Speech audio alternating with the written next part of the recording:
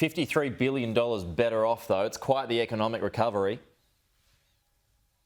Oh, let's be clear about this, Pete. This is still the biggest budget deficit in Australian history. The biggest budget deficit in Australian history. So hopefully it puts to bed tonight all of the rubbish that we've been hearing for more than a decade about debt and deficit disasters. You know, this deficit that the government will hand down tonight is 3 times the size of the biggest deficit we used to get Australia out of the GFC, to stop a recession and to save all those jobs. So hopefully we'll have an end of all of that rubbish debate about debt and deficit disasters after the government hands down the biggest deficit in Australian history tonight. Is this a pre-election budget? I don't think you'd have to be Inspector Clouseau to work that one out. It's pretty obvious from what the government's doing here is that they're trying to fix a lot of problems that are on their books. I think the pollsters have come in and told them that. I think they've told Scott Morrison, you've got a problem with women voters. They don't support you. You're going to have to pull out all those policies you've rejected for the last 8 years. But Aussies aren't stupid, Pete. You know, I don't think a wall of money can hide everything that's happened in this building over the last 6 months. And they'll work out what the government's trying to do tonight, and nothing they do in that area will pull the wool over the eyes of the Australian people. So much of our recovery is dependent on international travel resuming, but there appears to be a lot of confusion in this space at the moment. These are, of course, still very uncertain times, but the government is now pushing back its forecasts for international travel to resume in any kind of significant way until the back half of next year. What do you make of the messaging that's coming out of the government at the moment, and when would you like to see those borders opened? Well, it's chaotic, isn't it? You know, on Sunday we were told that the place was staying shut by the Prime Minister. On Monday, the Treasurer said that we're opening up next year. What is it? All of this stuff is hypothetical. Until everybody's vaccinated, all of this is hypothetical. And over the course of the whole year, we've only vaccinated, I think there's been about 2.7 million shots in arms in Australia. In the United States, there were that many vaccinations yesterday. That many people were vaccinated in the United States yesterday, in one day. At the rate we're going at the moment, I think at about 400,000 jabs a day. It's going to take us 2 years to vaccinate the entire country. It's picked up a lot of speed, we've got to hurry this up.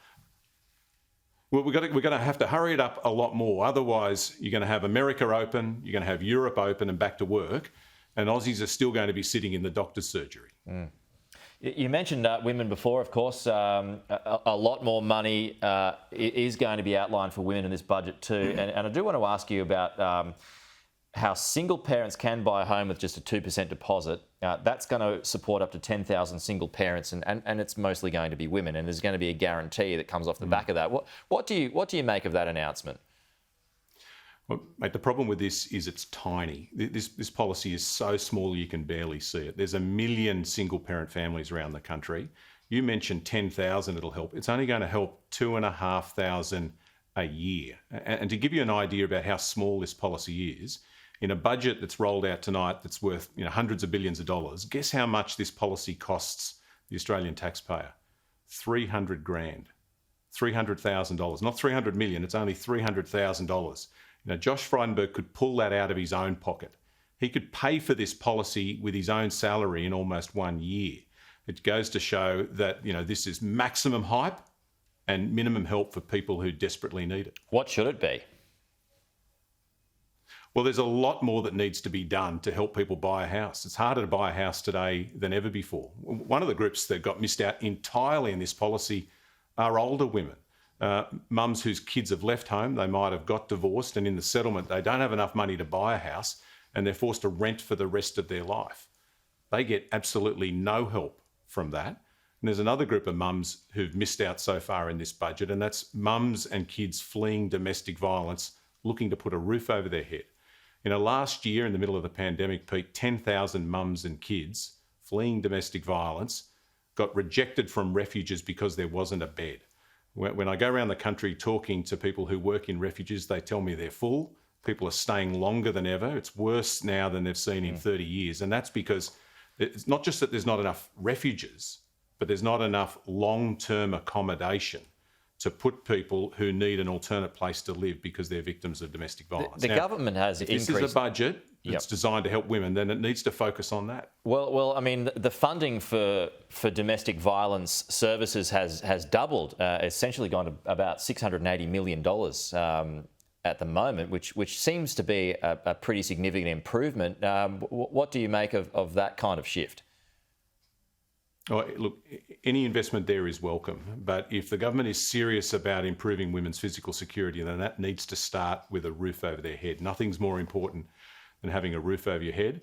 If 1 in 3 women can't get housed when they're fleeing domestic violence, then you know something's terribly wrong, and it forces people back into a dangerous situation. That's why everybody who works in this sector says that if you're serious about keeping women safe, getting people out of dangerous situations, then you need to put a roof over their head. And so that's why I'm hoping that we're going to see a real investment for the first time by this government in long-term social housing to provide a safe place for women and children fleeing domestic violence. Okay, if they don't do that tonight, well, frankly, they've failed. What about lifting the First Home Super Saver from $30,000 to $50,000?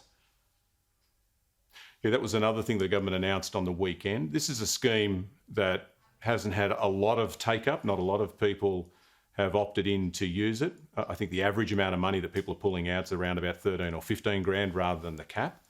But we'll have a close look at that. It's a sort of scheme that has potential, but I think needs a lot of work on it to fix it and make it more user-friendly for the Australians who want to use super to save up a deposit. Okay, Jason Clare, Shadow Minister for Housing and Homelessness. Appreciate your time as always, Jason. Thank you.